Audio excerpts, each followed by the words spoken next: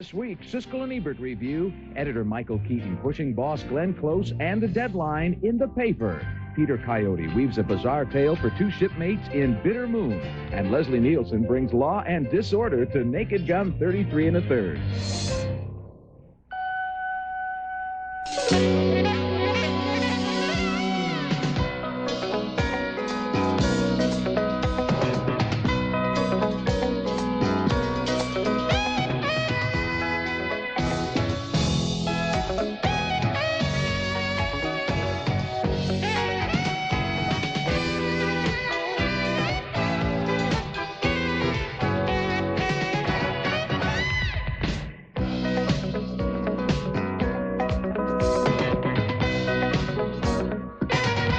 Doing?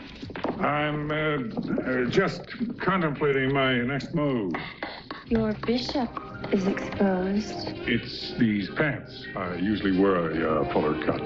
Leslie Nielsen is back on the case in Naked Gun 33 1/3, The Final Insult, the latest in the very funny comedy series, and we'll be reviewing it this week on Siskel and Ebert, along with new films by directors Roman Polanski and Ron Howard, working with the stars as Michael Keaton, Glenn Close, and Marissa Tomei. I'm Gene Siskel of the Chicago Tribune. And I'm Roger Ebert of the Chicago Sun-Times. While I was watching Naked Gun 33 1/3, a thought occurred to me, which I'm not sure is supposed to happen during a Naked Gun movie, but all the same, it did occur to me that Leslie Nielsen is actually very good at what he does in these movies. Look closely at him in this scene, for example. He's retiring from the police squad, and they are honoring him with a little party. Now watch the subtle way he handles the line about the handcuffs as a throwaway. I officially give you my gun. And my badge. And Jane and I would like to keep the handcuffs souvenir. And now look at this scene where Nielsen has gone into prison undercover to spy on a terrorist played by Fred Ward. The consistent thing about Nielsen's character, Lieutenant Frank Drebin, is that he always has tunnel vision. He can never see the big picture, only the little one right in front of him. You call this flop? Real flop has got chunks of things in it. This is more like gruel. And this Chateau LeBlanc 68 is supposed to be served slightly chilled. This is room temperature. What do you think we are? Animals? What are we? Homo sapien? Right! The movie, like all the airplane-style spoof films, goes for wall-to-wall jokes, and a lot of them are very funny, like this one about the department's Hall of Fame. This is really great. Thank you, guys. The movie story involves a terrorist plot against the Oscar ceremony. Here, the lieutenant and his new bride, played by Priscilla Presley, speculate on what might happen during the award. Look, I'm the good guy. I can't let the bad guys win. Our children can't be raised in fear. Don't you see? If we can't stop them, they're going to blow that place sky high. It'll be a tragedy. Unless, of course, it happens during a dance number. And you know, it's funny, Gene, that even the producers of Naked Gun know that the audience in the theaters are going to know how bad the dance numbers are on the Oscar cast every year. I laughed a lot during Naked Gun 33 1/3, especially during an opening sequence that takes off on Battleship Potemkin and the Untouchables simultaneously. I didn't like the second Naked Gun movie so much, but I did like this one, especially for the way Leslie Nielsen stands there completely unflappable in the middle of total chaos, micromanaging all the tiniest details while completely missing the big picture. Well, you know, it's funny, you mentioned that you thought of Leslie Nielsen during this picture. I did too, and in my newspaper review, I said the same thing, that this guy isn't getting enough credit for what he does in being the straight man for these very funny jokes. And they're written, just to comment again on what you said about the dance number gag line there, they're writing smart. They assume that we'll get the jokes. They throw so many at us that if you get half of them, you're going to have a very good time. But also, you know, acting is just as hard if it's in a comedy as if it's in a tragedy. It may be harder. And if he were to give the slightest hint that he was in on the joke, if he were to try to push it a little bit, or to make sure that we got it, it would fall flat. It is his complete blankness in the face of the most appalling things that happen to him and are done by him that make it so funny. An ego could have been created through these pictures. He's a bigger star than he was before the series started. So in some way, there would be a natural impulse to, you know, I get what's going on. He never succumbs to that. He's very good. Okay, next movie, and here's a weird little number called Monkey Trouble, and in a way I admire its attempt to bring something a little more adult and varied to the children's film market, but unfortunately I think it's a really confused piece of work. A selfish little girl, played by Thora Birch, wants to have a pet dog, but her parents refuse because she won't take care of it. If you really think you can handle it, then convince us. Start helping out more around here. But much to the girl's surprise, she does wind up with a pet, a trained monkey she finds in the park and hides in her room. A very special monkey trained by its owner to be a pickpocket. Capuchins live in tropical forests. They eat fruit, dry seeds, eggs, insects, spiders. Ew. Small animals such as lizards, yuck. No way I'm letting you eat lizards. From now on, you're on a low yuck diet. Pretty lame, huh? What I haven't shown you is the best part of the film, and that's the monkey's owner, Harvey Keitel, as the gypsy. It's nice to see him in a kid's picture, playing a gypsy who works with the monkey down at the Venice Beach, ripping off the crowds. He gets involved with a bunch of criminals who want to use the monkey to pull off some big heists of their own. The two parts of the picture, the kid's part, the adult's part, never mesh, and the result is that Monkey Trouble is one very troubled script. Well, Gene, I'm surprised that you didn't like this movie because I thought it was charming and I thought it was delightful, and I think it's correct that in the credits they give the monkey, who is played by a monkey named Finster, yes, top billing over any of the humans because this is one of the best animal performances I've ever seen in a film, and I thought that monkey was really interesting. He does some great stunts, and I think kids will like this movie. I don't know what kids will think, but I know as I sat there that you're right. Probably the monkey has the best part, but it's a technical achievement. I didn't think the two elements of the picture. Well, the other worked. thing I disagree with you in is when you first of all, I thought Harvey Keitel wasn't very good in the film, and secondly, I was really offended by the fact that they identify him as a gypsy and then reinforce all the racial stereotypes. He's a thief, he trains his monkey to pick pockets. He could have been of no particular ethnicity and it would have been the same character. So why go out of the way to make him a gypsy? I can't defend that either, and yet you still like the picture. Yes, I do, yeah. Okay, when we come back, Michael Keaton and Glenn Close star in The Paper about a New York newspaper war. I'm on my way out at 8:25, and I just happened to notice that our presses aren't running. It strikes me as rather odd, since we are, after all, a newspaper. First of all, you look fabulous. The donor savings single largest investor, who alone lost over $5 million.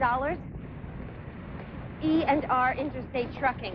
Nicholas D'Onofrio, proprietor.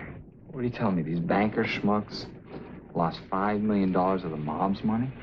Michael Keaton is a New York tabloid editor, all set to run with the story of the street killing of a couple of out-of-town tourists when his wife in that scene, Marissa Tomei, turns up information that these were not your ordinary tourists. In fact, what looks like street violence might have been a mob assassination. But was it? That's the question that Keaton has just a few hours to answer in The Paper, a smart, fast-moving, very entertaining new film by Ron Howard. In the movie, Keaton is a Metro editor up against a managing editor played by Glenn Close and the veteran editor-in-chief, Robert Duvall. At the Daily News Conference, they argue over the next day's front-page headline. It's a great lead. We'll follow it up tomorrow, but without a confirmation, we still run gotcha. Boy, what if these aren't the guys? What if they're innocent? We chain them today, we make them look good on Saturday. Everybody's happy. Two young black men are picked up and charged with the killings, but Randy Quaid, the paper's eccentric star columnist, has information indicating that even the police think the kids are innocent. How do you know the bus is no good? I heard it on your scanner. It was subtle, but I know what I heard. A bunch of beat cops were talking about it, and the dispatcher came on and told them to shut up. But not before they said they think this bust is totally cosmetic. Meanwhile, Keaton and Tomei have a marital spat right in the middle of the big story. She's mad at him because it looks like he blew a job opportunity at a more prestigious paper, not unlike the New York Times. I couldn't resist. They are so smug over there. And they've got maps, they've got seating charts that you guys... No, you did it on purpose. What are you talking about? You did exactly what I asked you not to do. You're shouting, first of all. I know I'm shouting. I like to shout. Don't you notice when I keep talking louder, it's because you haven't heard. The first thing to say about the paper is that within reason, it's a pretty accurate look at a big city daily. Things are not often this dramatic, to be sure, and there aren't usually fights in the press room, and hardly anybody ever gets a chance to shout, "Stop the presses," although they kind of justify that in this movie. But the film captures the excitement of an aggressive news staff on a hot story, and the characters are all colorful. What Ron Howard often does in his movies is somehow to make the human stories real, even in the middle of a busy plot, and he does that again this time. I enjoyed it on that basis, too. I think it's the characters and the performers. Yeah. Frankly, Michael Keaton is a captivating actor, probably doesn't get enough credit. He is very good at playing, working men who are smart. Who are smart and also have, that's the theme whenever we praise these actors, is when they play smart. He also has these extended family situations. The relationship between him and Marissa Tomei, that feels very real to me. It does, that situation does. One problem I have with the picture is Glenn Close, again, plays the woman executive who's the bitch on wheels. And boy, I'm getting tired of that. For all the working women, frankly, how about the working women in newspapers where you and I have worked? I don't find that to be the case. I don't find that broad caricature that's being thrown. If you're a successful woman in a movie, you got to be something to be wrong with you. Now, Gene, you have known editors like this character. Yes. No, I don't think so, Roger. No. There are editors like this character. Really, and some of them are women. Not the ones that I have actually worked with. No. Well, I compliment you on your good choice in of newspapers. Yeah. Okay. Coming up next, the latest film for the highly regarded and yet controversial director Roman Polanski, a sexy story set on board a ship. It's called Bitter Moon.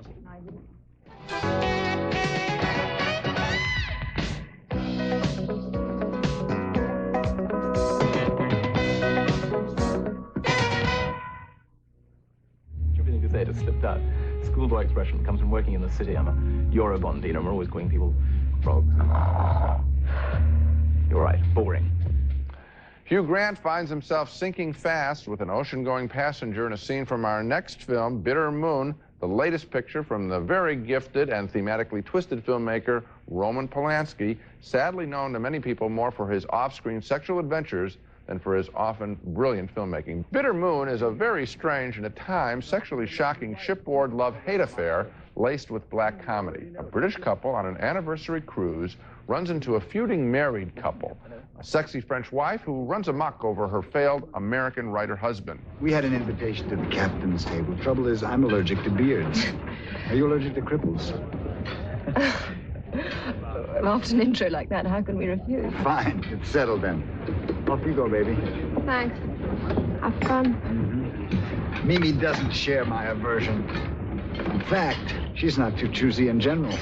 Soon afterward, the American, Peter Coyote, invites the Brit, Hugh Grant, back to his stateroom, the obvious lure being his French wife, played by director Polanski's own wife, actress Emmanuelle Seigner. You know, Nigel has been extremely patient with me. We don't see eye to eye on everything, but we share at least one interest in common. You, baby. After that visit, the Brit's wife, Kristen Scott Thomas, is furious at him. She vows revenge, as the film eventually does turn into a weird love quadrangle. I feel sorry for the girl, that's all. So sorry that your tongue's hanging out. Just watch it, Nigel. Anything you can do, I can do better. Roman Polanski does love to push the limits of sexual intrigues in his film, and this one goes quite far and is quite explicit. His work is an acquired taste. There's nothing safe about it.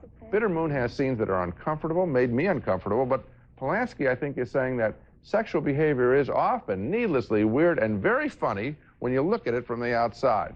With all of its awkward moments, I liked taking the journey of Bitter Moon. I did too, and especially because although I thought I could anticipate where that journey was going, I was wrong. Yeah. And I want to particularly single out Peter Coyote in this film. He's the one who has to tell the story, and he's the one who has to lure the husband, played by Hugh Grant, into this intrigue. And he does a very good job of it. It's hard to play bitterness without overplaying it, and I think he does. You know, Polanski's work is going to last a very long time, and I know that this picture, which I'm sure isn't going to be a big success and people would be offended by it, I'm telling you, 15, 20 years out, they're going to look at this picture, they're going to look at The Tenant, they're going to look at Frantic, and a lot of his films. Well, it's alive. It's not predictable. It isn't done just to go by the numbers through a nice, predictable plot. And as you're watching it, you're intrigued because you're interested in the people. You know, something really deep is going to happen, and you don't have any idea what it is. Right. When we come back, the year's most controversial French film, Savage Nights, and later in the show, a movie starring two of this year's Oscar nominees, is now on home video.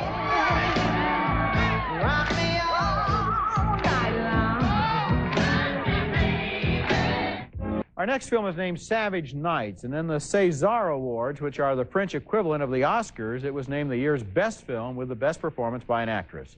The movie tells the story of a filmmaker with AIDS who nevertheless continues to sleep with both men and women and sometimes deliberately does not use safe sex. The story is all the more dramatic because the movie is based on a book by Cyril Collard, that's him in this scene, who wrote the movie, directed it, starred in it, and died of AIDS just 4 days before all those awards were handed out to his film. Here the character reveals to his girlfriend that he has slept with her even after he knew that he was HIV positive. Tu m'as rien dit. Mais tu te rends compte? On a fait l'amour et tu m'as rien dit. That's Romaine Boringer as the girlfriend. She was very good earlier this year in a film called The Accompanist. Later, she confronts the man she suspects may be her lover's boyfriend. Tu comptes rester longtemps ici? Je sais pas encore. Moi, je crois que tu vas pas rester longtemps. C'est vrai? Ouais. Comment tu sais? The film moves knowledgeably through the night scenes in Paris, showing a central character trying to forget about his disease through a life of non-stop activity. T'es incapable de m'aimer. Incapable de m'aimer. Tu préfères cette petite pute. Mais si tu te voyais, t'es ridicule, t'es minable. The energy level in Savage Nights is compelling, and its view of the Parisian night world is interesting, but I felt the movie never really knew what it wanted to say. I wonder if Collard himself really believed, for example, as his character says, that if you love someone, they can't get AIDS from you. That is very dangerous information. Savage Nights is an unsatisfying and basically immature film that raises questions it apparently doesn't know how to answer. I felt it was unsatisfying too, although I'm sure you can legitimately write a character like that and not subscribe to what the character is believing. But I thought it was a very talky picture. They're both, you know, and I think that there were a lot of statements. The only way I can account for the success it may have had in France in the awards is that France really lags behind this public discussion, lags behind the United States in public discussion of AIDS. And when this film came out, maybe this was the first one, and so it was overpraised. Well, there's a tendency in France for them to believe that it's an overblown American hysteria, and I know that that might have fed into this a little bit. You know, ordinarily you would say, yes, he's making a movie about a character like this, but when the movie is based on his own autobiographical novel, when he wrote it, directed it, when it's his story, and when he's playing the lead, then you have to wonder exactly what he does believe. Well, he was in denial. I mean, very clearly he was in denial, and frankly, the lives were sort of aimless without AIDS being brought into it. AIDS at least causes some final discussion. Remember, the male lover says, well, we've never talked this way before. Coming up next, the video pick of the week. It's finally out on video, one of the best films of 1993 with 2 Oscar-caliber lead performances. It's time for our video pick of the week, and here's your chance to see a picture a lot of you missed the first time around. What's Love Got to Do with It? The Oscar-nominated performances of Lawrence Fishburne and Angela Bassett as the stormy Ike and Tina Turner. We first meet them as he becomes her guru after spotting her in a St. Louis nightclub. Do you have a flair? A flair? Yes, I do. Matter of fact, I got a flair for writing songs, and I also have a flair for making singers famous. What do you mean? The people that's come up with me, folks that sang in my review, a lot of them went on to be big time. After they with me, they take off, but that's all right, though. That's all right. That's all fixing to change. I got it. Yeah? He good? Oh, yes, indeed. Later, he helps transform her into a star, but drug and violence addicted, he makes her life hell.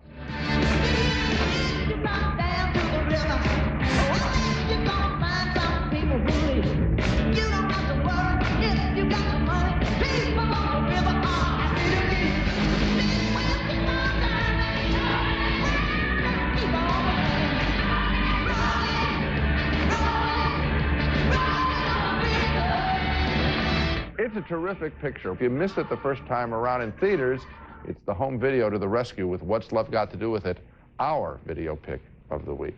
Now let's recap the movies we reviewed on this show. 2 thumbs up for the often very funny Naked Gun 33 1/3 The Final Insult. The laughs eventually peter out, but the first half is a complete riot. A split on Monkey Trouble, the family comedy about a gypsy, a little girl, and a thieving monkey. I thought it was confused and boring, but Roger recommends it as an entertaining family film. And he really likes that monkey.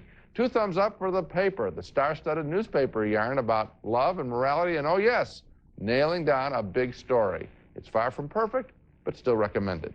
2 more thumbs up for Roman Polanski's ocean-going sexual adventure Bitter Moon, which is properly R-rated. And finally, 2 thumbs down on Savage Nights, the French treatment of a traditional troubled love affair set against the world of AIDS and bisexuality in Paris, We admire its tough subject matter, but felt the film left some important questions unanswered. Okay, now, Gene, we have some very good movies on this show that we're in agreement on. I just want to challenge you to take two little girls that you know to see Monkey Trouble and see if they don't like the relationship between that girl and her pet monkey. It's not often that's half the movie, Roger. That's just half the movie. It's not often, and then the other half is the part you like the best. But I'm saying I don't think that they're going to like that little monkey. Well, it's not often we get a good family film, and I think this is one of them. That's it for this week. Next week we'll be back with reviews of more new movies, including 4 Weddings and a Funeral, starring Annie McDowell and Hugh Grant, and a comedy about more romance than 4 weddings really require. In the words of David Cassidy, in fact, while he was still with the Partridge Family, I think I love you.